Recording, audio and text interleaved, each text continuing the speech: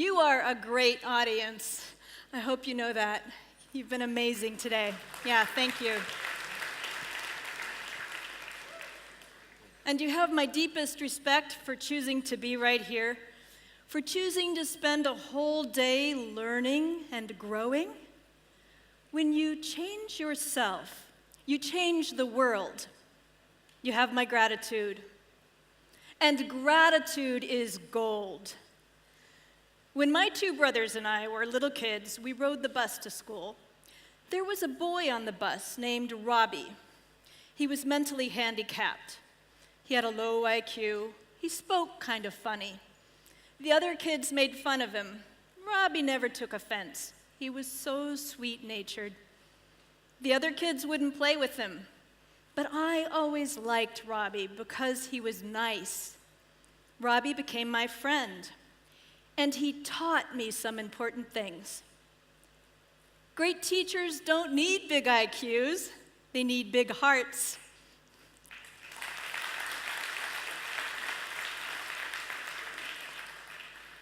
When I think of Robbie, I think of gratitude. One morning, around 8 years old, I'm late getting ready for school. As my two brothers leave the house, I'm still pulling my little dress on over my head, open my underwear drawer, empty. Dash to the laundry room, grab some underwear from the clean laundry basket, put those on, pull on my socks, lace up my shoes, find my lunchbox, and begin to run. It's a half mile to the bus stop, down a hill, then around a sharp turn. Before I can even see the bus, I hear its horn, telling me to run faster. Taking that last sharp turn, I look up, see all the kids' faces in the bus windows, frowning at me for keeping them waiting, and the driver shaking his head with impatience. Almost there when I feel something creeping down my legs and realize that when I grabbed that underwear from the clean laundry basket, I must have gotten my mother's underwear. Hers is bright white cotton, just like mine, only a whole lot bigger. And suddenly I have to stop running because that bright white underwear lies wrapped around my feet. I look up, all the kids' faces howling with laughter. I set down my lunchbox, reach for the underwear, pull it back on, pick up my lunchbox again, holding the underwear in place, hobble to the bus. Then what happened? As the bus doors swung open, all that laughter shrank into silence. Not one kid would make eye contact with me, much less let me sit with them. Except there in the back was Robbie, waving at me with one hand and then with the other, patting the seat beside him, just like always. I sat down, ready to burst into tears. Ashamed, full of self-pity, so sorry for myself. Robbie waited quietly until the bus began to move, and then he kind of elbowed me, made a funny face. We both began to laugh. The more we laughed, the less ashamed I felt. And then something truly remarkable happened. My heart swelled with gratitude for Robbie. And that was when, full of gratitude, I didn't just feel unashamed, I felt wonderful. Gratitude can take us from feeling sorry for ourselves to feeling joy. Over the decades, turns out it's me who's the slow learner, because I've had to learn gratitude more than once. Think I've finally got it and want to share with you the full scoop on gratitude. New scientific research reveals that doing a daily gratitude exercise will make you happier, more self-disciplined, more able to achieve your goals, even physically healthier. And perhaps best of all, gratitude frees us from emotional pain. If you want to let go of emotional pain, choose gratitude. Or if you simply want to feel more joy, choose gratitude. Because when you feel more joy, you make the world more joyful. You need just 3 easy keys: emote, extend, and exercise. Emote, meaning it's not enough just to think about gratitude, you've got to feel the emotion. Extend, as in extend your gratitude beyond yourself to include other people. Be grateful for other people. Exercise, do your daily gratitude exercise. Emote, extend, exercise. Say it with me. Emote, extend, exercise. When you practice gratitude correctly, you tap into neuroplasticity, brain plasticity. That's the discovery that we can restructure our physical brains by using our minds to create better brain cell connections. When you use the 3 keys, you unlock your neuroplasticity. When you emote, you fire up the hippocampus, your brain center of learning and memory. When you extend your gratitude to include other people, you spark the most highly evolved areas of the human brain, devoted to social intelligence. And finally, in order for those wonderful new brain cell connections to go into long-term memory, to spread out into the subconscious, where they become deep beliefs that drive you forward, that takes the regular repetition of daily exercise. Emote, extend, exercise. Say it with me. Emote, extend, exercise. Gratitude is especially powerful at healing childhood wounds. One of my clients, talented architect, grew up with a cruel, abusive father. And my client was carrying around a sense of victimhood, which was understandable. But it made him feel helpless, less self-confident, which was limiting his personal and professional success. Using the 3 keys, my client began doing a daily gratitude exercise. Within 1 month, was attracting better customers, making more money. Plus now he's just a whole lot happier. He emailed me to say how glad he is.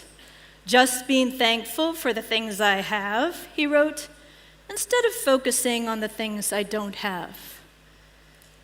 See, all of us experienced some negativity during childhood. That's just life. The problem is children are vulnerable. Children cannot defend themselves against negative information. The part of the brain that allows us to make our own judgments and to block bad information is the prefrontal cortex right up here. It's the last part of the brain to develop. Its physical structure isn't fully formed until after age 20. So when we are kids, negative information slips easily deep into the brain unfiltered. And the more emotionally charged those negative messages are, the more they stick in the subconscious. They become what we call limiting beliefs, which will hold us back, just as my client's sense of victimhood was holding him back. Gratitude freed my client from old limiting beliefs. It can do the same for you. Being a slow learner, it's taken me a long while, but today I'm grateful even for my own family history, as strange as it was. And I want to share with you some of that history to show you the power of gratitude. When I was young, my mother abandoned our family. Eventually, she became a radical lesbian. At one point, she told me she was no longer my mother. And this may be hard for you to understand here in India, where mothers are revered. But she saw the role of motherhood as being oppressive to women. And so for a while, she simply resigned from being my mother. My father was a hopeless alcoholic. He showed up for work so many times drunk, he got fired from his job. Then one afternoon, lying on his bed, he passed out drunk with a cigarette in his hand and burned down the house. He and my brother Toby, who was also home at the time, were lucky to get out alive. My brother Toby, 3 years older than I, twice as big, became violent during his teenage years and quite dangerous to me personally. Today, he's classified by the federal government as a severe paranoid schizophrenic. By law, he's on a lot of medication, so he's no longer a danger to others. There were many wonderful aspects about my childhood. We lived in the forest with dogs and cats and pet bunny rabbits. That was heaven. But the negative effects of my childhood crept up on me around age 30 in the form of self-pity and bad behavior. I was destructively acting out, behaving badly, blaming my own behavior on my family. I was confused. Living at the time in New York City, I did what confused New Yorkers do. I went to see a shrink. Psychotherapy, going all the way back to Freud, was based on an interesting theory. So the psychotherapist was a nice person, but she didn't know what we know today about the brain.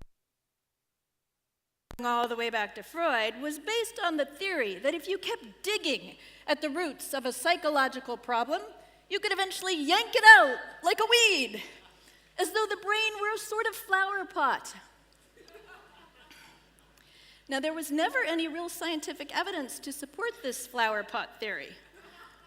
But for nearly a century, most psychotherapy was based on it. So the psychotherapist had me endlessly dig up bad memories, dredge up old traumas, pull up old pain, dwell on the negative. Today, neuroplasticity shows us that when we dwell on the negative, we reinforce those negative brain cell connections, making ourselves more negative. Finally, this time in my late 30s, a friend came to the rescue once again. My friend Stephen taught me a gratitude exercise. Gratitude saved my life. Gratitude has kept me happy ever since. It will do the same for you. I still do my daily exercise. Each day, I say out loud my gratitude. I'm grateful for this. I'm grateful for that. It turns out there is so much.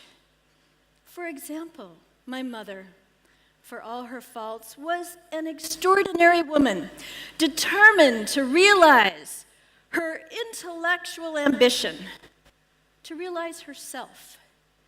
I too want to embrace my intellectual passions.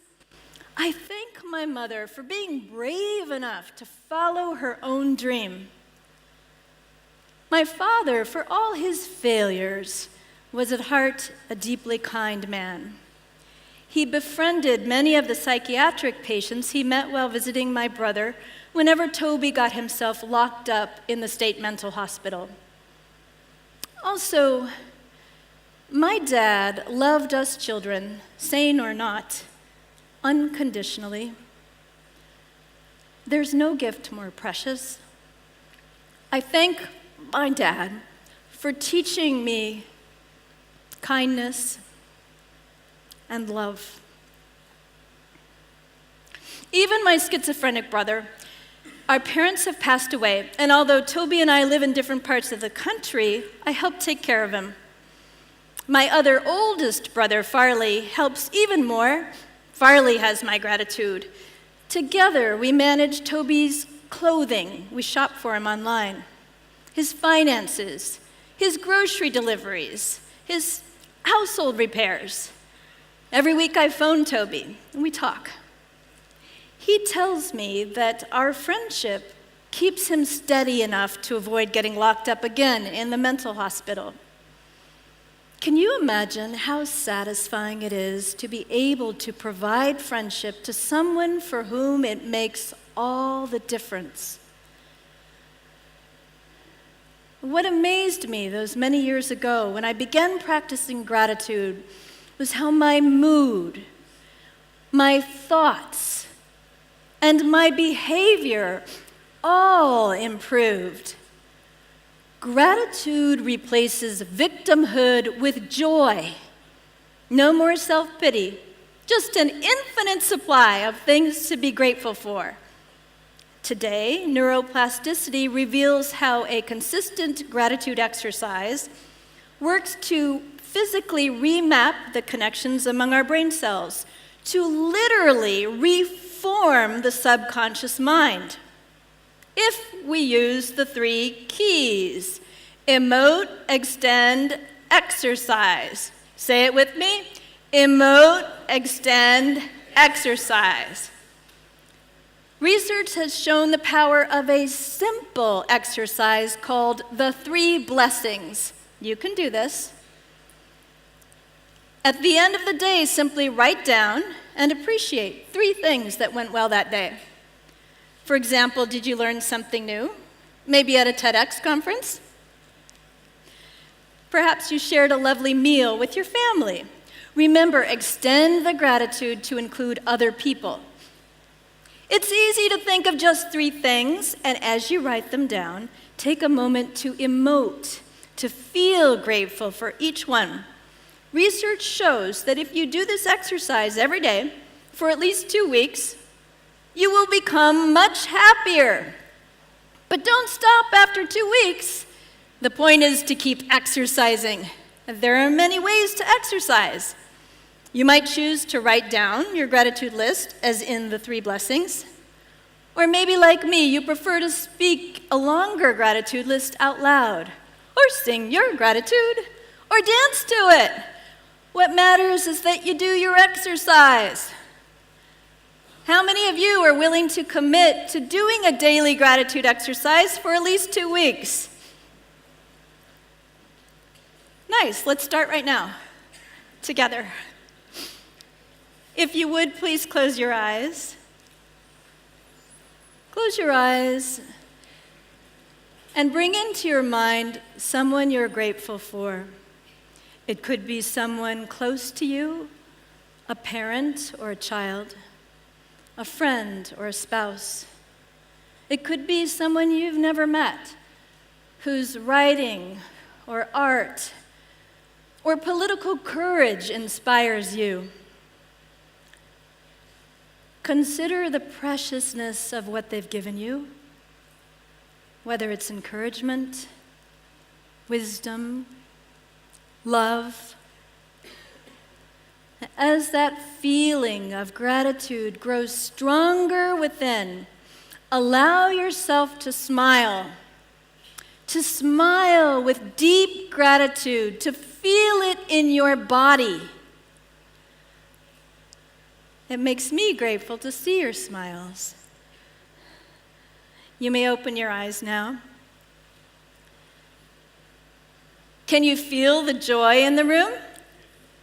Yeah. When you practice gratitude, you change yourself.